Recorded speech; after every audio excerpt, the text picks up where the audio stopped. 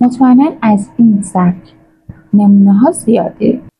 من یک صفحه در نظر میگیرم، یک رکتنگل، یه دونه خط به وسط کادرم میبرم، خطم رو انتخاب میکنم و با روتیشن و چک کردن اینکه وسط باشه میتونیم خیلی راحت بهش درجه های مختلف بدیم و ازش تکثیر میکنیم. برای اینکه بدون شک کارمون رو انجام بدیم بهتر هستش که دوباره لاینمون رو انتخاب بکنیم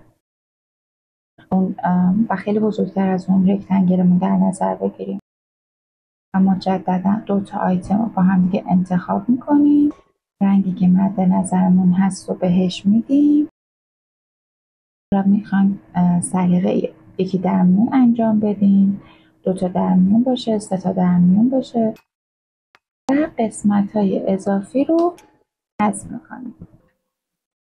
میشه آیتم اولمون. یک مدل دیگه هم وجود داره که یک خمیدگی ملایمی توی کار هستش.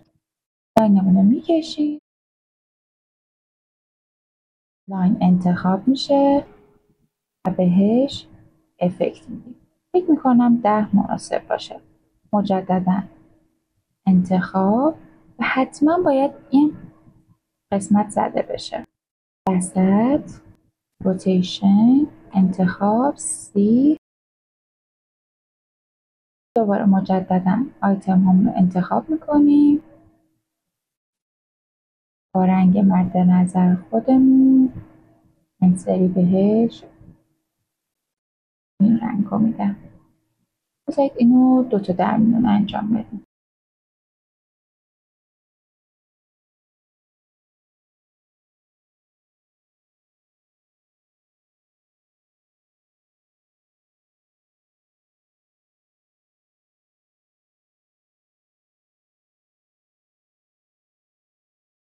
اینم از آیتم دوم. اما یه آیتم سومی هم وجود داره که خمیدگیش خیلی بیشتر از این. از یک دایره استفاده میکنیم. دایره اولمون رو رسم میکنیم، بعد دایره دوم به شعاع اون دایره مطمئن میشیم که دقیقا تو همون قسمت قرار بگیره. شعاعش هم چک میکنیم که به مرکز اون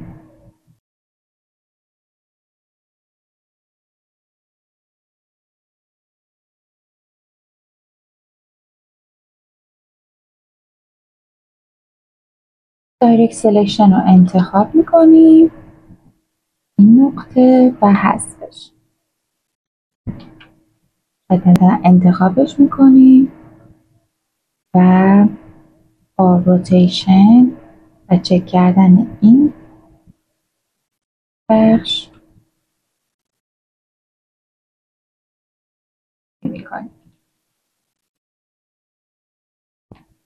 برای اینکه هیچ خطایی وجود نداشته باشه این قسمت داخلیش رو بزرگتر میکنیم.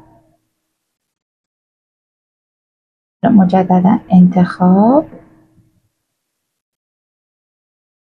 رنگ،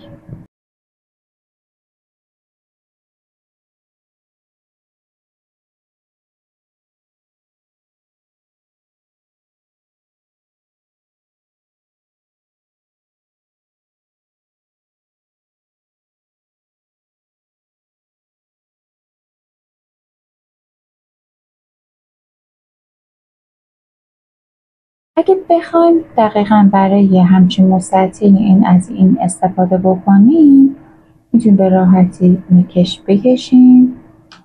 فقط از سایت رو اوکی کنم، این هم بزرگتر میکنیم و